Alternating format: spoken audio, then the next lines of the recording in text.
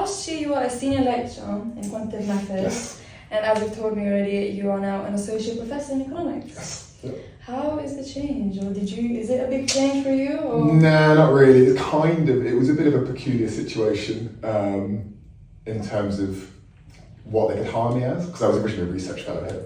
So I came from UE in 2019. I was at UE, which is Bristol, for a couple of years beforehand. And then, I was lucky enough to get a permanent teaching position. Or I can't remember when it was, probably 2021, 22. And I got hired as a quant lecturer, which was nice, actually. I like teaching quants.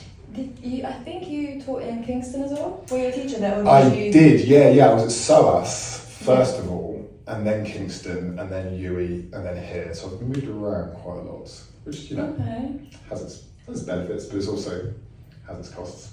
How is the change from SOAS to Kingston? Did you have the same position, or did you? I had basically the same position. I've been basically teaching the same stuff for about 10 years. Everyone's kind of similar, to be honest. There's a big difference between city universities and campus universities, but apart from that, the student bodies are all quite similar. The thing that has changed in the last 10 years, compared to, say, being at SOAS and Kingston originally, and then Greenwich today, is, particularly in London, the state of the housing market means that our students just stay at home and commute for longer distances. That's the big thing that's changed over my career so far. Okay.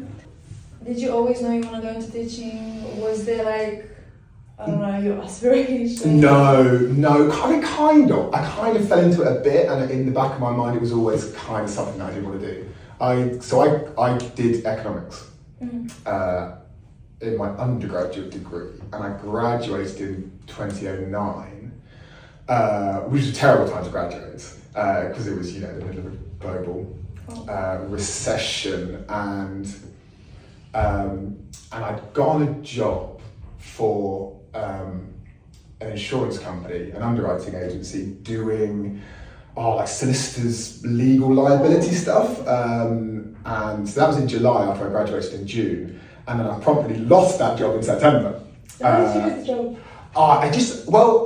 It's one of those things where it was a fixed term position, but with all these things they say to you, you're going to keep your job, you're going to be fine. You'll be fine, and then, on September the 1st, whatever, they get you into the office and say, look, man, you don't need to come back tomorrow. So then I was out of a job. I'm paying rent in London. And at that point, I didn't, it wasn't obvious, because it was September 2009. A lot of my friends had to move back home because they couldn't pay the rent and all the rest of it. It wasn't obvious that I was going to get another job very quickly, so I basically applied to everything I could think of, and I applied to master's degrees. And I did actually then get another job in a different underwriting agency doing catastrophe insurance, which is really interesting. In November. Yeah, catastrophe insurance is great. This is in the Lloyd's insurance market. Okay. The kind of inside out with all the plumbing on the inside, on the outside of the building in Fenchurch Street, or near Fenchurch Street.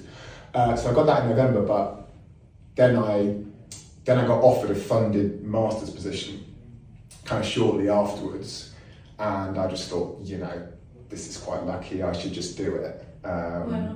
Why not? It kind of seems silly to pass up the opportunity. So if I hadn't lost the job 3 months after I graduated in a recession, I probably wouldn't have applied to master's degree so quickly, and I might not have gone back into academia. But yes, so that's what happened. I kind of fell in. Which is often the case. People that get made redundant, although you're tearing your hair out at the time, people often do say, well, in the long run, it's good to kind of change the course of my life, and now I really enjoy the job. Okay, so as someone who teaches quantitative methods, and how many years did you teach? I have been teaching, that's a 10th or whatever teaching, okay. I think, yeah. What's one data skill that you think every student should focus on? This is probably one of those classic questions where, you ask 3 quant teachers and you get 3 different answers. I think, and this is something I have noticed amongst our students, again, changing over compared to say when I was an undergraduate to now is not quant knowledge per se, but just kind of basic computer knowledge. Okay. I think this is probably due to the fact that increasingly people get brought up with phones that can do almost everything. And tablets, right, where the computer architecture is there, but it's purposefully hidden from you, so you don't interact at all with the actual architecture of your phone's operating system ever. It's almost impossible to do so. It's slightly easier with a tablet, but still, the whole thing is kind of designed so you don't have to do it. And so, increasingly, students don't have a kind of very just kind of low-level understanding of how operating systems work, and this is really, really important to know, particularly with the kind of terrifying rapid changes in information technology that have been happening over the last few years. Increasingly, what one needs in the graduate jobs market and the kind of jobs that you guys are going to go into in a year's time is just the ability to understand in a basic way how computers work, how data management works. Yeah, exactly. Skills, I would say. Exactly, computer directories, how to interact with different pieces of different programming languages via terminals and things like this. You know, how to interact with databases, the kind of stuff that you just need to understand how a computer works rather than how a tablet works. This is something that I have really, really noticed over the last 10 years. Okay, if you would give your undergraduate self one piece of advice, I mean, what would you give yourself? What advice, or what's something that you wish you knew? I knew so I can vividly, so I didn't really know what I wanted to do. I basically knew that I wanted to live in London. Okay. That's pretty much what the determining factor of where I chose to go to university was. I mean, I knew I wanted to do economics, but mainly I knew I wanted to live in London. And then, you know, you get your student loan. And I mean, it's more difficult for you guys because the housing market in London now is it's insane. It's awful. Whereas, you know, going back an increasingly terrifying amount of times when I was an undergraduate, it was a bit manageable. And you pay rent for your student loan, but I remember being, you know, weeks away from my final exams and just thinking, God, I'm going to have to find £1,500 a month for the rest of my life at this point. And it hadn't really occurred to me because at that point I didn't know what I wanted to do and I hadn't really thought too much about careers. And so being a bit more organised before, say, May of the year that I graduated probably would have helped. But I do think, on the other side of that, I do think that undergraduates today worry a bit too much about where they're going to end up. You know, a graduate in a numerate subject like finance or accounting or finance or economics or anything like that, in London is going to get a job, presuming that, you know, you graduate with a half decent degree. I mean, but even if you graduate with, even if you have, you know, bad luck in your finals or whatever, or even if you kind of realise towards the end of the degree that actually I don't really enjoy this much, which students do, you know, even then you'll be fine. You know, this is what happens to us. It's kind of impossible to convince people of, because it's all well and good telling someone that's 21 everything's gonna be fine, and they won't believe you. And if someone had told me that when I was 21, I wouldn't believe them either. But nevertheless, there is an extent to which I think, particularly in this country, the schooling system is very, very, very focused on you need to do well in your exams. Yes. You know, and they're under pressure the schools are under pressure. They've got targets to hit. They've got league tables. They want to go up and down and all the rest of it. So they want their students to do well in their exams. But the upshot of this is that students get very, very anxious about the necessity to get the best grades all the time. Otherwise, then they're not going to get the good job or whatever. And by and large, that's not actually true. It's important to enjoy yourself while you're a student and enjoy what you're doing, and as long as you put in the effort to find a job at the end of it, you will find a job. To be fair, I think the mindset of students thinking, I don't know if I'm going to get a job, I don't know if I'm going to get a placement, I don't know. I think not all of them, but some, I think that comes from a point where they're not constant, they don't come to lectures constantly. They don't necessarily do the coursework until last minute. I mean, they don't start until last minute.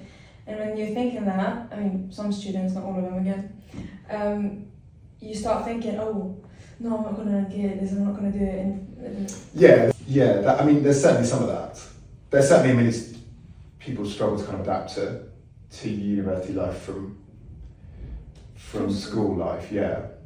But again, people have different kind of journeys through their university. You guys are both, certainly quite studying model students, but let's present there's a certain type of student who will come to university, do an accounting and finance degree, and then join accounting and finance society, and then get involved with podcasts or whatever, and then think, this is what I like doing. This is great. And they think, I don't want to be an accountant, I want to go into media or whatever. That's very common. People do it. There's a story that I always used to tell.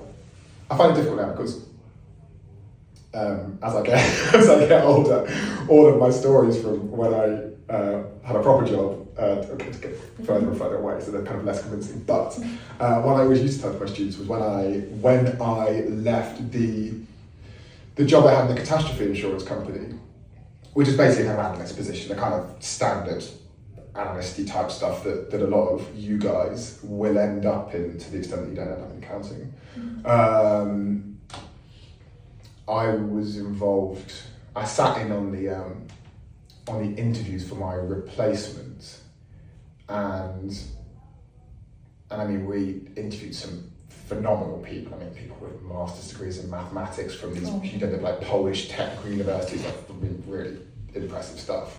And in the end, the person that got the job had lower second class degree in, I can't even remember what it was, but it was like aeronautical engineering or something, very relatively unrelated.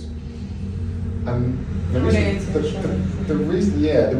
still maths, I guess, but the reason that he got the job was broadly because when we went in there, my boss at the time said to him, "What is this, man? Why are you applying for this job? You haven't got a great degree, it's in a relatively unrelated subject."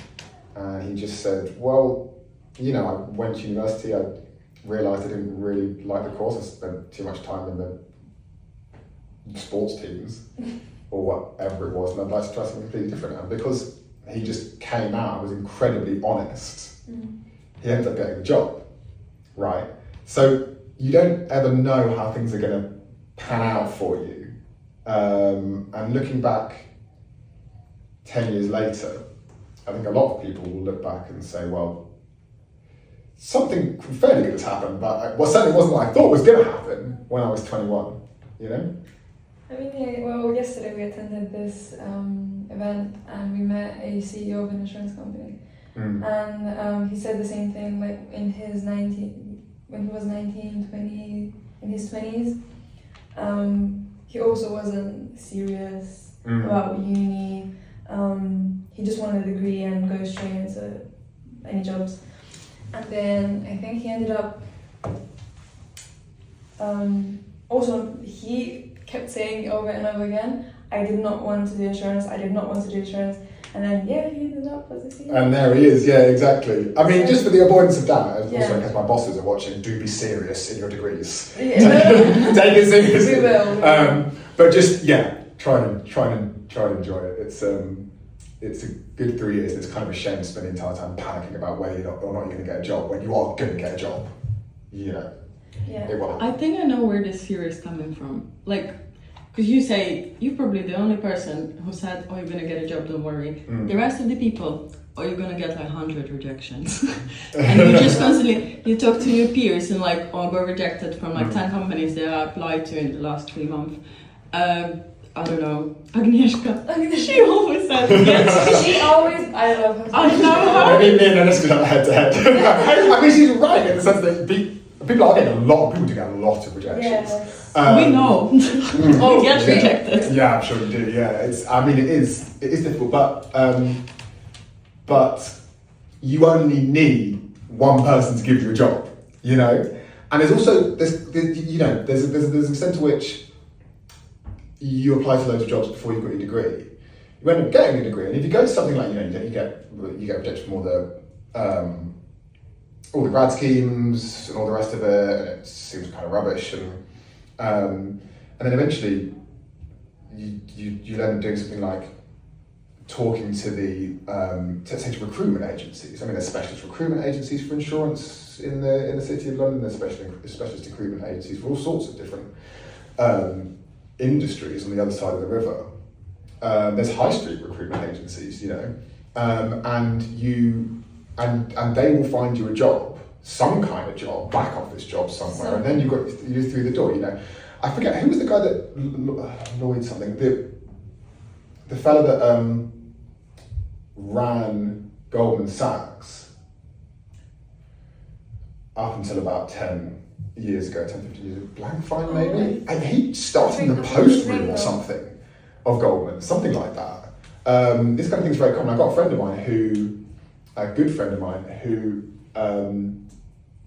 I live with in London, who ended up trading. Now I don't know the ins and outs of this because this is not my field, but he ended up on one of the kind of short-term money market desks in Morgan Stanley, trading the stuff that was very central to when the financial system blew up in September 2008. So at that time, he was on one of those desks. He went on to he was chief data officer or something for a startup, which later got bought by a private bank. Now he's going into all sorts of other stuff. He started out in a back office job for HSBC. And yeah, exactly. And those jobs that you get through agencies, or they're more lower level jobs. Okay, so you're gonna sit in interviews and have to do all the stuff for them, and you're gonna get rejections for them, but you're not gonna get 150 rejections from them. You know, that's not really how the jobs market works. It's that the very, very competitive ones, of course, you'd expect to be rejected from a lot of them. But you know, people work their way from all sorts of positions. I think it's also like there's people that apply to 200. I mean, I know because I've spoken to them. There's people that apply to 200, let's say, placements or graduate schemes, and they didn't get in. Yeah. Probably because of competitiveness. And there's people that applied for 4, and the 4th one. Yeah. Like it's, I don't know. It just depends, I think, on the person. It depends on, I don't know. It does, yeah. Or on there's a lot of the randomness jobs involved. you apply to. There's more competitive ones. There's less. Also, what do you think? I know a lot of people aspire to work in, let's say, one of the big 4 or like in big corporate companies, but some say if you work for smaller companies, you get the more experience. Yeah, I don't know about experience. Certainly, Or you get to explore more. Yeah, I definitely had more fun working in small companies. The best jobs I had were always in the smaller places, just because. Yeah, I guess maybe you do get more experience. It's certainly just because there are fewer people to do each job, and the management structure is kind of necessarily more horizontal. You just have to do more, and it's not like it's less often the case that you've got this very, very specific job description, and you've got your monthly outputs and your quarterly outputs or whatever, and you just do them. And if you want to apply for a promotion to get in some management position to manage more junior people that are doing those things, it's a very organised promotion system. That's less often the case in the small companies, which I always found was more enjoyable. Like being in the same room as the person that's running the firm, for example, was just always more fun. Yeah, because I think it gets repetitive while you're doing the same job but in bigger companies. Yeah. So do the same thing over and Yeah. over. Yeah, exactly. Which is unavoidable, it's just the nature of, the bigger the company, the more structured the management has to be. Yeah. It's unavoidable. But then, there's benefits for working for the bigger companies as well. I guess it depends on the person, the kind of environment that you like. Which is the other thing, that's the kind of other thing which is important, I think, is that you don't, although some people do know exactly what they want to do by the time they're 21. Unlikely. Yeah, I think most people don't know. I didn't. I didn't until a lot later. But some people do. But even the people that do, you still don't know the place you want to do it. Do you know what I mean? Like you do just have to try things to see if you like them. People, especially people that are coming up into the jobs market, tend to think of it of how am I going to get them to choose me? But actually, once you're into your career, half of it is it's you choosing them, and you have to kind of try a few things out before you find a place that you'd like to be. People move around a lot nowadays, which is a good thing. See, I didn't view it that way, that you choose them, not they choose you. But now I'm thinking that's true. Yeah, I think it's a healthy way to think about job interviews. It's difficult when you are in a position where you're applying for jobs where you don't have a job because you're at university or whatever. When you have a job, it becomes much more straightforward to think like that. Particularly if you're talking to employment agents and things like that. So you are a researcher, an editor, a associate professor in economics. You've got your own website, right? I have seen you quoted a lot of your research pages. I've tried to look for a few of them, but when do you have the time? When do I have the time? To research so much, to go into so much detail while teaching. I mean, after the first term is over, once I've finished with quantitative methods, is basically the answer, because that takes up, a lot of my time. It's kind of baked into the job contract. We are, because we're, you're expected to teach the stuff at the forefront of the discipline. For quants, it's a bit different. For first year quants, it just is what it is. But my other line in business is economic policy, which is very much a case of, what is happening right now in, for example, the civil service. How do they do things right now? Or with the master's level stuff, I went to a data science careers fair just before term started in September to talk to a load of data scientists about right now, what are you doing? And that kind of stuff is, they give us time to do that. Yeah. They do give us the time to do that. So it is kind of baked into the contract. For me personally, it's when I'm done with quants, when I'm done with first year quantitative. That's like one term, it's not it's just a one term, And it's a big margin on keeping track of all the students. I think you said 500, 700, 600. I reckon we've got 600 this year. I think. Probably. Yeah, which is the most we've ever had. But it's fun. I do like teaching quants. I enjoyed it last year actually. You do few lectures because you have as many students. Does it get repetitive? Because you repeat the same topic like 3 times. Over and over. I know, You do get, it's a bit better. We've got so many lectures this year because there's so many students that actually there's more lecturers on it, which is the first year that's happened, which is a bit weird. But doing 4 identical lectures in the same day you kind of, whilst you're talking, you get kind of weird feelings of deja vu. And you're thinking, have I said, you're trying to tell the same rubbish joke for the 4th time in a day, have I already said this or not? It's a weird thing to have to do. But at the moment I only do two lectures a week really, so that's a bit more straightforward.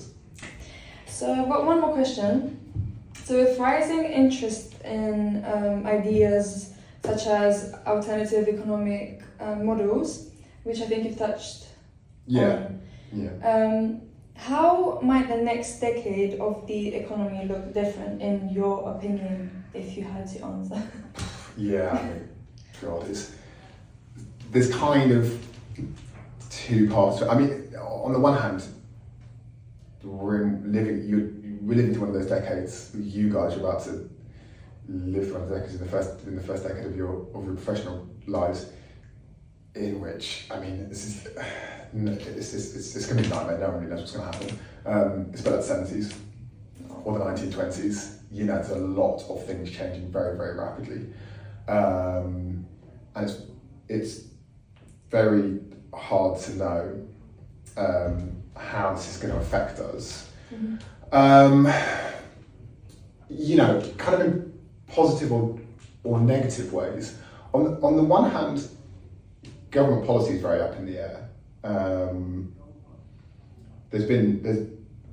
It's reasonable to say that there has been a policy consensus that has existed, you know, in the UK and America, say, and continental Europe to a lesser degree since the late 70s, early 80s, mm-hmm. which, having kind of barely got through the financial crisis in 2008, really didn't get through the COVID-19 pandemic very well. And so we're in one of these periods in which no one really knows how to fix this. You've got Donald Trump doing whatever he's doing in the States, building on, you know, to some extent, some quite positive stuff that Joe Biden did. But, you know, on the other hand, just tearing things up quite willfully. There's been a procession of governments in the UK that have basically been floundering about, not really being able to change anything, despite standing on manifestos which literally just say change. And particularly in this country, you know, I mean, we could have a reform government in 2029, and then all bets are off. Like, I mean, who knows what they would do? So it is very uncertain. On the other hand, the extent to which the government either has to do anything or needs to do anything about the graduate jobs market from your perspective, or will do anything, is more straightforward, because the graduate jobs market and the service sector historically has tended to kind of take more care of itself. It's non-graduate occupations which tend to go in and out of periods of employment. You tend to have a lot of structural change. Now the problem here is of course AI, right? These big technological changes tend to be the things that are more important, rather than, you know, is the government going to implement this or that policy to try and solve this or that problem? And this is the thing which is very uncertain, in a way that makes it very hard for someone like me to really say, this is what I think is going to happen, which is causing us problems, right? Because we kind of need to teach you how to deal with this stuff in the labour market, without knowing what the next 2 years are going to look like. I mean, because it's changing year to year basis. And I told you I went to that careers fair and I didn't know, basically, because, I mean, yeah, even when you guys were in quants last year, even in the space of 12 months, the new update of Excel has this Copilot app built into it, where you can just say, you know, calculate me the correlation between that and that, and so the students don't even need to know how to input those correlation functions, which in the space of 12 months, you know, this has completely changed the way that I was having to deal with that particular lecture in quants. And then in another 12 months, when you guys graduate, in 24 months when this current batch of students graduate, so it's very difficult. But I don't think the net effect is going to be particularly bad for any of you. So what should we keep in mind? What should the students keep in mind? Just the kind of being